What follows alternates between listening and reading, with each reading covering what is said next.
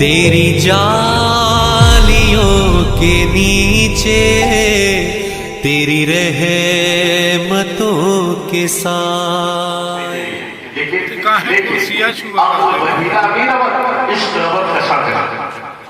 دونوں رہنما ہے، دونوں راہبر ہیں، دونوں منزل کا پتہ دیتے ہیں، لیکن جو ہے عقل ہیرے کے ذریعے پہنچتی ہے اور عشق فاصلے سمیت عشق کو اپنا امام بنائے. یہی میرے امام نے کہا، اے عشق تیرے سر پہ جلنے سے چھٹے سکتے، جو آگ بجھا دے گی وہ آگ لگائے گا. تو یہی آگ جو ہے عشق اولیاء کی، ولی کی محبت، نبی کی محبت. اگر ولی سے کوئی وابستہ رہے تو نبی کا گستاخ کوئی نہیں. اس محبت کا فیضان ہے کہ ولی کی محبت گستاخ نہیں بننے دیتی. ولی کی محبت آپ کو راہ ہدایت پر گامزن رکھتی ہے. تو اولیاء کرام سے ہم وابستہ ہیں. اللہ کو شکر اس بات پر ادا کریں کہ اللہ نے اولیاء کا دامن ہمیں دیا. اور یاد رکھیں، سرکار نے 4 جماعت کی نشاندہی فرمائی. آقا کریم صلی اللہ علیہ وسلم نے فرمایا یہ دنیا 4 جماعت کی بدولت قائم ہوتا ہے. میں ان 4 جماعت کو بتاؤں جو سرکار نے ارشاد فرمایا کہ اول تو آقا فرماتے ہیں کہ علماء کی علم، یہ دنیا جو آج بچی ہوئی ہے علماء کی علم سے اگر یہ نہ ہونا تو تاریخی پھیل ہے. آداب حیات آپ کو کوئی بتانے والا نہیں ملے گا. پہلی جماعت سرکار فرماتے ہیں علماء کی علم سے یہ دنیا بچی ہوئی ہے. آج آپ دیکھ علماء کرام کا بڑا احسان ہم سب کی گردنوں پر ٹوٹی چٹائیوں پر بیٹھ کر کیسے کیسے کلفت و آلام اٹھا کر کے ہمیں کتابیں قوانین دین عطا کی جس سے کہ ہم اپنے مسائل کو جان سکتے ہیں. اور وہ بھی مرسوی نے تذکرہ بات تمہیں بتاؤں. ایک عظیم نام ہم نے سنا ہے صاحب مسلک امام حضرت امام شافعی، بڑے عظیم عالم دین بغداد شریف میں رہنے والے اور اپنی والدہ کی وہ اکلوتے بیٹے. ذرا دیکھیں کن کن راہوں سے گزر کر کے علماء نے دین کیے دیے. ماں سے اجازت لے کر کے مدینہ منورہ گئے. اس وقت مدینہ پاک علم اور علماء کا مرکز تھا. امی اجازت دو کہ میں آقا کا علم سیکھوں اور سرکار کی امت کو اس کی روشنی عطا کروں. ماں نے اجازت دی گئی اور کوئی 8 سے 10 سال کا عرصہ انہوں نے لگا دیا علم دین کی تحصیل کی. اس کے بعد وہ لوٹے جب مدینہ پاک سے بغداد معلیٰ سفر کیا اپنے وطن کا. تو اس وقت کا جو بادشاہ تھا اس سے خبر چلی کہ ہماری آبادی کے بہت بڑے آئے کہ پوری دنیا میں ان کا کوئی ہم عصر اور مت میں مقابل نہیں ہے. وہ اپنی آبادی کو لوٹ رہا ہے. تو بادشاہ نے کہا پھر ان کا شاہی استقبال ہونا چاہیے. دیکھیے وہ دور ایسا تھا جہاں دین کی قدر تھی. آج یہ مادیت کا دور ہے جہاں آپ کی نظر میں دنیا مقدم ہے دین پر نہیں. بہرحال دین کو مقدم ہونا چاہیے دنیا میں. بڑے بڑے سلاطین دین کو اہمیت دیا کرتے تھے. تو بادشاہ نے پوری فوج لے کر کے اور شاہی انداز میں استقبال کرنے کے لیے بغداد کی سرحد پہ جا کے کھڑا ہو گیا. یہ امام شافعی کی سواری ہے اور میں جو ہے ان کے انہیں یہ ہار پھول پیش کر پوری رعایت کری ہے. کتنے محبت کی سواری آتی ہوئی نظر ہے. حضرت امام شافعی تشریف لائے. بادشاہ نے چھپ کر کے دستبوسی فرمائی، تخت پر بٹھانا اور عزت و اکرام کی انتہا دی. مگر جتنے تماشائی وہاں کھڑے تھے انہیں ہجوم میں آپ کی والدہ بھی کھڑی. جو لوگ آپ کی ریسیپشن میں استقبال میں آئے تھے اسی میں آپ کی والدہ بھی کھڑی ہے. والدہ ماشاءاللہ اللہ اکبر، جس کے بیٹے کے اعزاز میں آج پورا بغداد کھڑا ہے، اس ماں کو کوئی ناز نہیں ہے جس نے اپنا خون جگر گرا کر کے 9 مہینے اپنے شکم میں رکھ کر کے دین کا اتنا بڑا عالم بنایا. وہ ماں کسی گوشے میں کھڑی اپنے بیٹے کے ساتھ علم دین کی ضیاباشیوں کو دیکھ رہی ہے، خاموش ہے. امام شافعی کی نظر اچانک والدہ پہ پڑی اور وہ بے اختیار بے قرار ہو کر کے مجمع کو چھوڑ کر کے گئے اور اپنی جان کے قدموں کو بوسہ دیا اور ان کے دستے کرم کو چوما. لیکن جب چہرے پہ نظر گئی تو دیکھتے کیا ہے کہ امی کا چہرہ خطرناک ہے، ماں جلال کے عالم میں ہے. پریشان ہو گئے حضرت امام شافعی، کہتے ہیں امی جان تمہارے بیٹے پہ تو آج دنیا فدا ہو رہی ہے، لوگوں کی نگاہیں پلکیں ہمارے قدموں کے نیچے بچھ رہی ہے. ماں اگر تم ہی ناراضی رہو، اگر تم ہی ناراض رہو تو یہ سب کچھ بیکار ہے. آپ کی رضا کے آگے اس کی کوئی حیثیت نہیں ہے. آپ آخر کیوں ناراض ہیں؟ مجھ سے کیا غلطی ہو گئی؟ ذرا اپنی جان کا جملہ تو دیکھو. یہ وہ مائیں ہیں جنہوں نے اپنی کوکھ سے، جنہوں نے اپنی آنچلوں سے صرف ایک مسلمان نہیں پالا ہے، سراپا دین اسلام کی پرورش کی ہے. امی کا جواب سنو، فرماتی ہے اے شافعی میں نے تجھے رسول اللہ کا علم سیکھنے کے لیے بھیجا تھا، اللہ و رسول کے علم کی تحصیل کے لیے بھیجا تھا، نہ کہ میں نے تجھے دنیا کمانے کے لیے بھیجا تھا. یہ تیرے ساتھ جو 70 اونٹوں کا بوجھ آ رہا ہے، 70 اونٹ خزانے سے لدے ہوئے تھے جو امام شافعی کے ساتھ چلے آ رہے تھے. آپ فرماتی ہیں یہ کیا ہے؟ تو نے شاید علم کے ذریعے دنیا کمایا ہے. تم میرے گھر میں اس وقت تک داخل نہیں ہونا جب تک کہ یہ سارے مالو بغداد کے غریب اور فقیروں میں تقسیم نہ کر دو. آپ حضرت امام شافعی کی آنکھیں بھر آئی.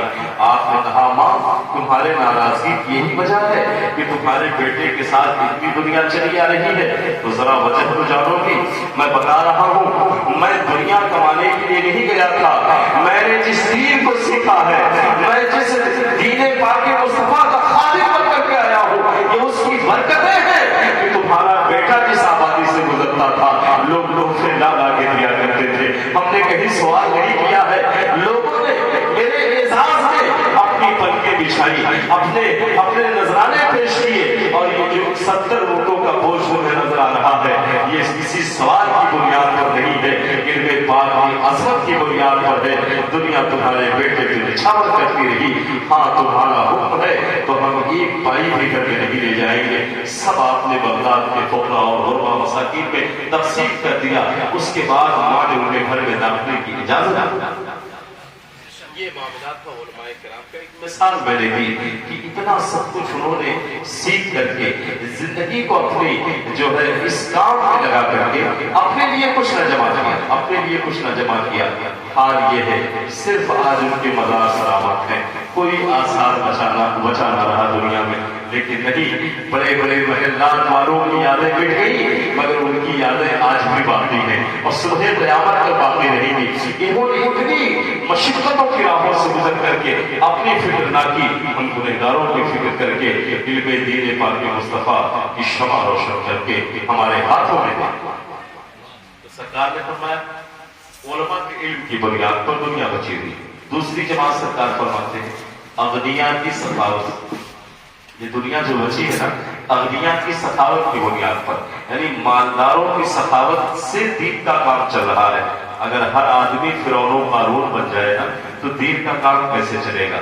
اسی لیے کہا گیا، علماء نے فرمایا کہ تم اللہ سے دولت مانگو، غنا مانگو تو غنائے عثمانی مانگو، دولت عثمانی مانگو، دولت قارونی نہ مانگو. وہ دولت مانگو جس سے توفیق خیر نصیب ہو جائے.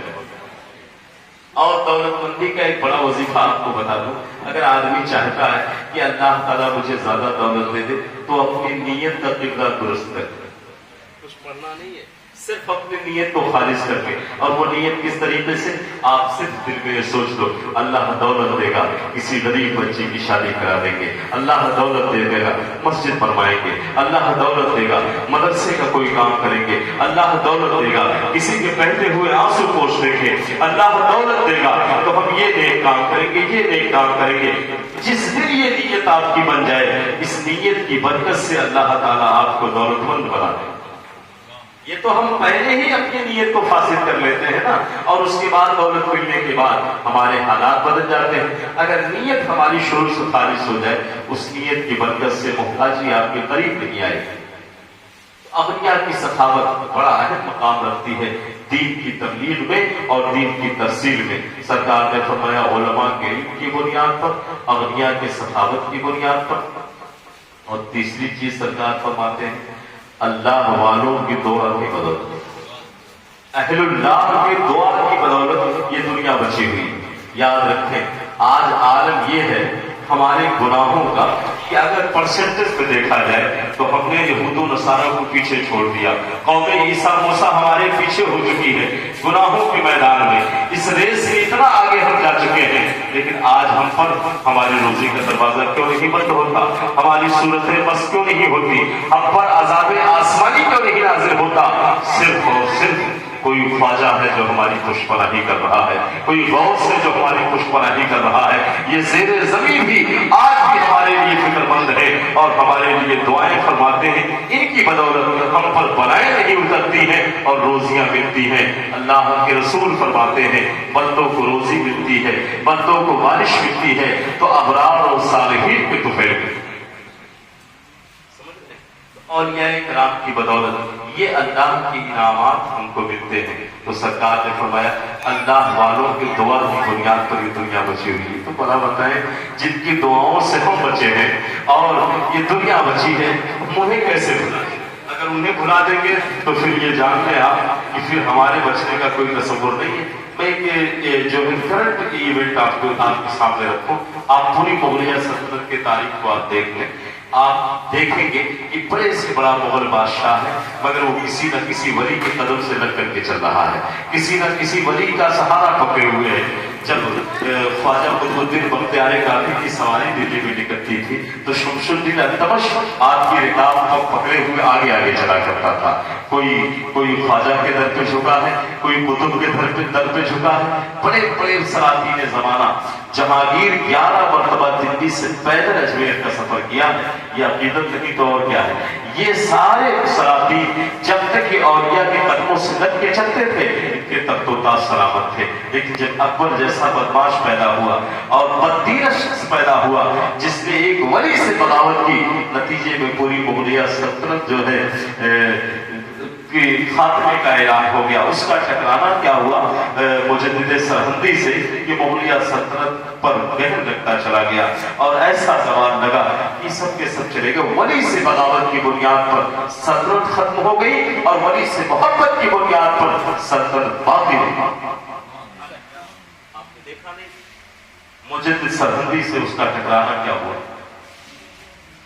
حضور شیخ مجدد احمد سرہندی بڑی عظیم شخصیت کا نام ہے جن کی فکر سے متاثر ہو کر کے اقبال نے کہا تھا حاضر ہوا میں شیخ مجدد کی لحد پر، وہ خاک جو ہے زیر زمین مطلع انوار، گردن نہ جھکی جس کی جہانگیر کے آگے، جس کے نفس گرم سے ہے گرم یہ احرار، وہ ہند میں سرمایہ ملت کے نگہبان، اللہ نے بروقت کیا جس کو خبردار. جانتے ہیں اس نے کیا کیا تھا؟ اکبر نے ان پر تمام ظلم و تشدد آزمائے. 12 جلدوں میں آپ نے مکتوبات امام ربانی لکھ کر کے عقیدے توحید کو مسخ ہونے سے بچایا. اکبر نے ایک نئے دین کی بنیاد ڈالی. آپ نے اس کو اس کی زندگی ہی میں اس کی دین کو فنا کر دیا تھا. نتیجے میں آپ کو گوالیار کے جیل میں بند کیا. تاریخ فرشتہ میں لکھا ہے کہ گوالیار کی جیل اس وقت بہت بڑی جیل تھی جس میں حضور مجدد شیخ احمد سرہندی کو اس نے قید کر دیا. اب حضرت وہاں جیل خانے میں چلے گئے. اکبر کا انتقال ہو گیا.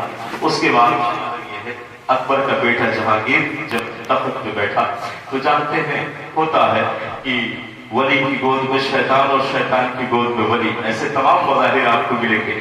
باپ تو کفر کا مجسمہ تھا مگر بیٹا محب اولیاء تھا. خود جہانگیر لکھتا ہے کہ درم اکبر نبود اکبر بود، میرا باپ اکبر نہیں بلکہ کفر کا مجسمہ تھا مگر یہ محب اولیاء تھا.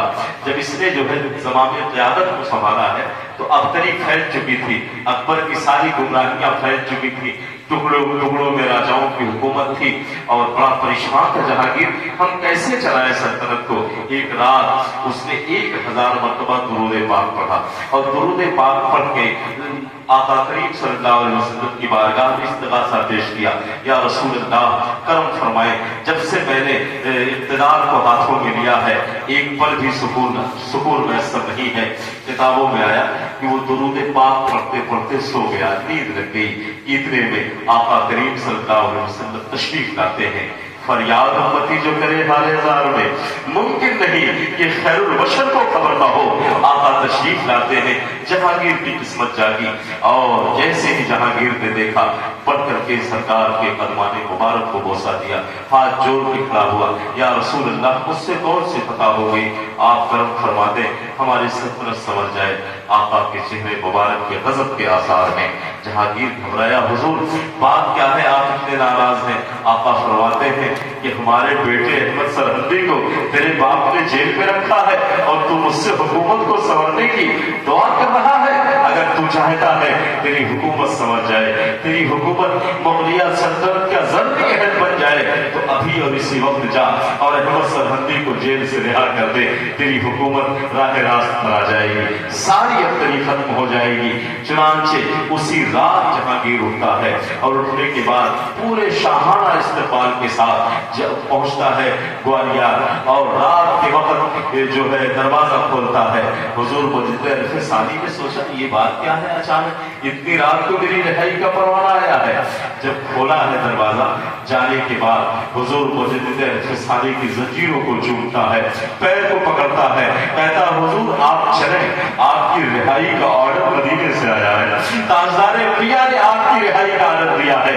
अब वो हज़रत मुजद्दिद सानी फरमाते हैं ये बेवक्त की मेहरबानी समझ में नहीं आ रही है, बाप ने तो मुझे इतनी मुसीबतों में डाला और तुम एक बड़े कितने मेहरबान हो गए। कहा सरकार मुझे भेजा गया है, मुझे ख्वाब में आका ने बताया है कि जाओ अहमद सरहदी को जेल से रिहा कर दो, तुम्हारी सल्तनत की अबतरी खत्म हो जाएगी, आप इसी वक्त तशरीफ ले चले। आपने उसके हाथ पकड़ लिए। मुजद्दिद अहमद सरहदी फरमाते हैं जहांगीर ठहरो, ये जंजीर मेरी तनहा नहीं खुलेगी, जितने कैदी इस जेल में हैं उन सबको रिहा किया जाए तब मैं इस जेल से बाहर निकलूंगा। कहता हुजूर सिर्फ आपकी रिहाई का हमें परवाना मिला है, सिर्फ आपकी रिहाई का हुक्म मिला है, अगर इन सबको रिहा कर दूंगा तो ये और अबतरी फैला देंगे, ये बड़े बड़े मुजरिमीन हैं, हम सबको तो रिहा नहीं कर सकते हैं। तो हुजूर मुजद्दिद सानी फरमाते हैं जहांगीर वो तेरे बाप अकबर की जेल थी जो मुस्लिमों की आवाज का हाथ थी, या अहमद सरहदी की जेल है, यहाँ कोई मुजरिम नहीं है, सब अल्लाह के वली है। जिस दिन से मेरा कदम जेल में पड़ा है कोई मुजरिम मुजीब ना रहा है, सब अल्लाह हो चुके हैं। खोल तू दरवाजा, फौरन सबकी जंजीरें खोली गई, रिहा किए गए और मुजद्दिद सानी ने हाथ उठाए, ए मौला अगर जहांगीर सच्चा है, अगर जहांगीर मुखलिस है तो करम फरमा तू। जैसे इन्होंने हाथ उठाए सब लोगों ने उनकी दुआ पे आमीन कहा और उसके बाद जहांगीर की सल्तनत एकदम जल्दी सल्तनत पर गई। तो पता क्या चला, आपने अंदाजा किया ना कि सरकार ने खुद इजाजत दी कि मेरे फला वली से तुम दुआ करवा लो, तुम्हारे हालात बदल जाए। इसलिए ये अहमियत है और यह इकराम की अपने माशरे में। अब चूंकि जिनके नाम से मानूर ये महफिल है उनकी जात का मुताला हमारा बड़ा महदूद है, तो इसलिए मैं सैर हासिल गुफ्तगू हजरत की शख्सियत को नहीं कर रहा हूँ, नहीं कर पा रहा हूँ, लेकिन औलियाए किराम की मोहब्बत और उससे वाबस्तगी इसका इदराक आपको मैं देना चाहता हूँ, इसकी अहमियत बताना चाहता हूँ, इसका तकाजा, इसकी जरूरत पे गुफ्तगू कर रहा हूँ कि ये औलियाए किराम की शान है कि उनकी दुआओं की बदौलत हालात बदलते हैं।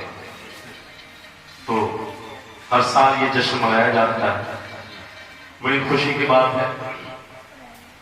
बहुतों ने अपने मुहसिनों की यादें भुला दी। मुशाहिदा है दुनिया ऐसी सवाल हो गई है कि लोग जो है इसे भी ताक़े निसिया की नजर कर देते हैं।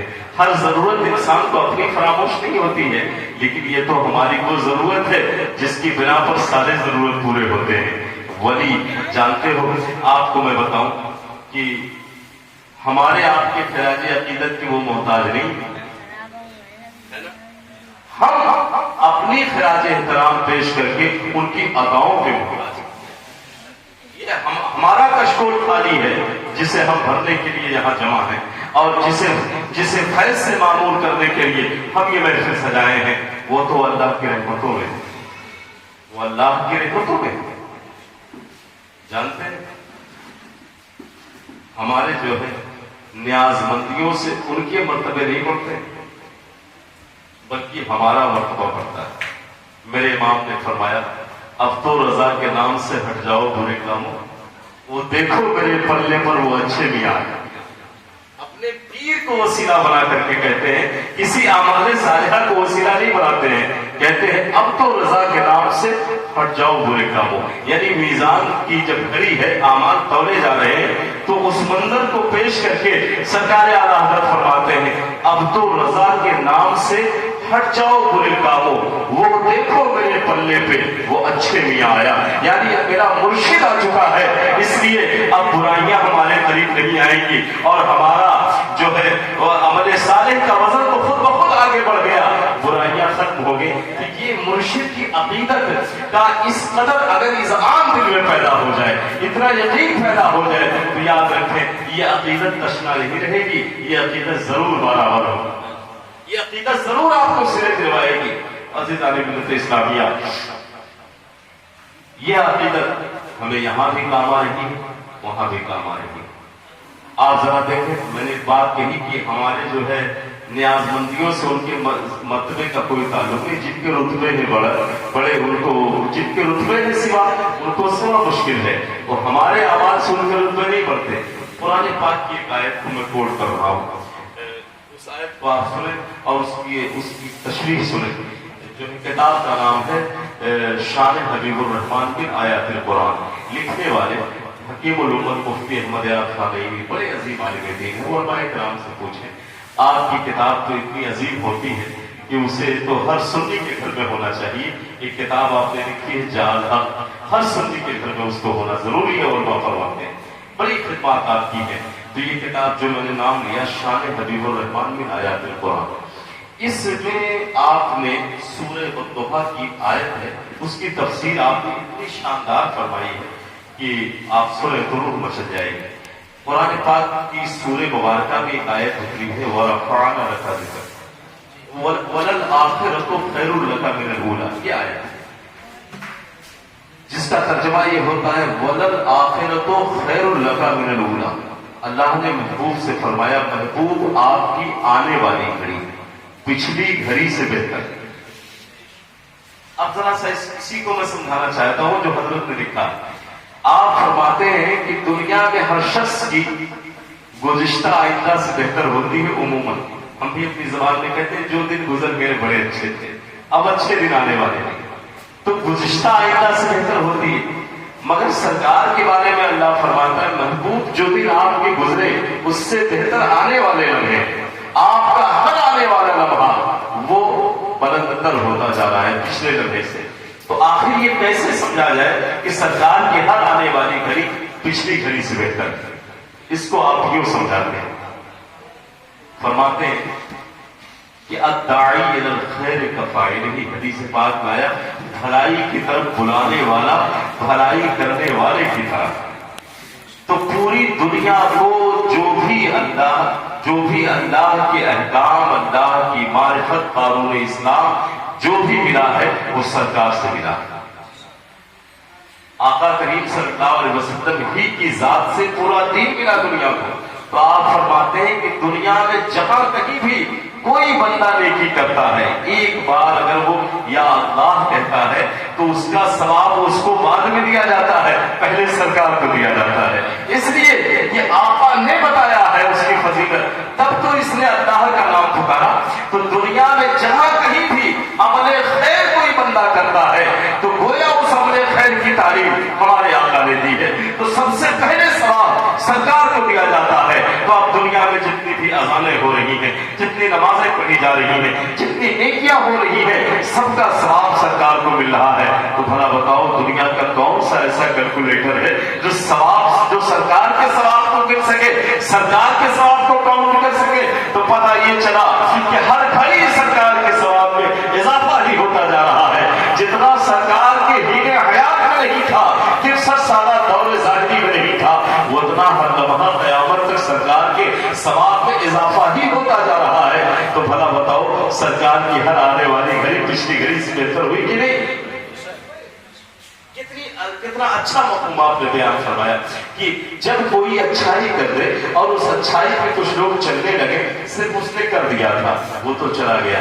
आज एक पौधा उन्होंने लगाया था हुजूर सल्लल्लाहु अलैहि वसल्लम ने, वो पौधा आज बाकी है, वो अल्लाह की रहमतों में है। यकीन माने ये महफिल हो ना हो, मगर इस इमारत के नीचे अगर कुरान पढ़ा जा रहा है, अगर दीन का दर्स हो रहा है, तो उसका सवाब मिल जाए मिलना हुजूर सल्लल्लाहु अलैहि वसल्लम को पहले पहुंचता है, आपको बाद में। इसलिए ये तो हमारी अकीदतमंदी, न्याजमंदियों का इजहार है ये महफिल, वरना इस महफिल के अलावा एक ऐसा सिस्टम है, नेकियों का ऐसा सिस्टम है कि बंदा अगर किसी अच्छे काम पर किसी को लगा दे, वो चलता जाएगा, भला उसका होता जाएगा। इसीलिए सरकार ने फरमाया कि मरने के बाद सारी चीजें ही खत्म हो जाती है, फकत 3 चीजें जाती हैं। एक तो खुद की नेकी जो आप करके गए हो, और एक ऐसा काम करके गए हो जिससे कुछ लोगों को फायदा पहुंच रहा है, इसका भी सवाब आपको कब्र में मिलता है। और तीसरी चीज सरकार फरमाते हैं और वलदिन सालिहिन यदऊ लहु, नेक औलाद जो उसके लिए दुआ करती रहे, इसका भी सवाब मिलता है। तो ये इस्लाम का कितना अहसन तरीका है कि नेकी एक आदमी करे और उस पर अमल करे, जितने भी सवाब इसको मिलता चला जाए। तो इसीलिए जो वली है वो तो अपने कारनामों की बदौलत खुद ही अल्लाह की रहमतों में है, अल्लाह के गुफरान और रिजवान में है, उन्हें हमारे अकीदतमंदियों की जरूरत नहीं है। लेकिन हम ये करें तो इजहार भी जरूरी है, ताकि दुनिया समझे तो कि ये किसके चाहने वाले। देखिए कोई अपनी शनाख्त तो बनानी ही चाहिए। दुनिया की भीड़ में आप कैसे पहचाने जाओगे? लिबास फित्र में यहाँ सैकड़ों लहजन भी रहते हैं, आपको अपनी एक शनाख्त तो बनानी है, ये मोहम्मदी है, इसकी निस्बत यहाँ से है, और यही निस्बत आपको बचाएगी। देखिए अगर निस्बतों का तो मामला ऐसा है कि अब वो निस्बत देख करके ही जो है फैसला कर दिया जाता है, बाद में पूछा जाता है ये कौन है। सिर्फ निस्बत का कोई सिंबॉलिक अगर नजर आ जाए, कोई अलामत नजर आ जाए, तो फिर उस पर दुनिया कहती है नहीं, इसे छेड़ने लायक नहीं है, छेड़ने लायक नहीं है। सबहू में सिर्फ एक निस्बत आपके साथ लग जाए ना, तो वो निस्बत खुद ही बदअकीदों को आपसे भगा देगी। भाई यहाँ अपनी